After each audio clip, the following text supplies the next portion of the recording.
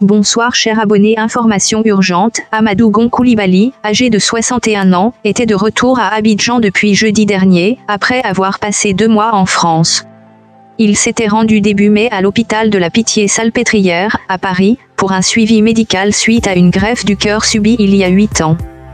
Quelques semaines plus tôt, mi-mars, le Premier ministre qui occupait cette fonction depuis 2017 avait été désigné candidat du parti au pouvoir, le RHDP, pour la présidentielle prévue en octobre cette année.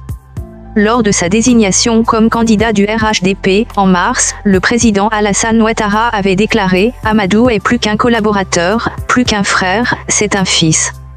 La Côte d'Ivoire est en deuil. J'ai la profonde douleur de vous annoncer que le Premier ministre nous a quittés. » Amadou Gon Coulibaly était un habitué du sérail politique. Il baignait dans ce milieu depuis tout petit, il est issu d'une famille influente de Korogo, Nord.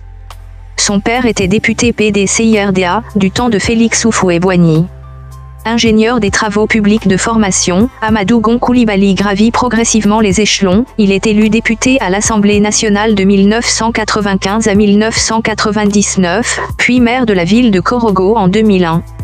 À côté de ses fonctions politiques, il assume à plusieurs reprises de hautes responsabilités au sein de l'administration publique ivoirienne.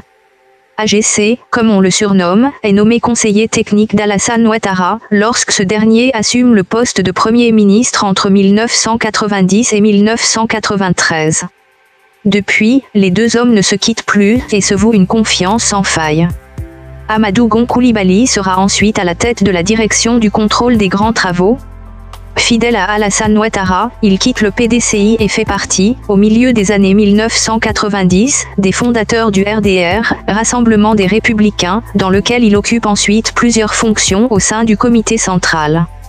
Nommé Premier ministre et chef de gouvernement en janvier 2017, Amadou Gon Coulibaly met notamment en œuvre les projets de rénovation des infrastructures à Abidjan, ainsi qu'un vaste programme social pour améliorer l'accès à l'éducation et à la santé. Des qualités qui avaient permis à ce technocrate d'être désigné de manière consensuelle, candidat du RHDP pour la présidentielle d'octobre 2020. Le Premier ministre ivoirien est décédé ce mercredi après-midi à Abidjan. Il a fait un malaise lors d'une réunion du Conseil des ministres. Il avait été désigné pour être le candidat du parti au pouvoir RHDP à la présidentielle du 31 octobre prochain. Repose en paix le lion, toute la Côte d'Ivoire te pleure.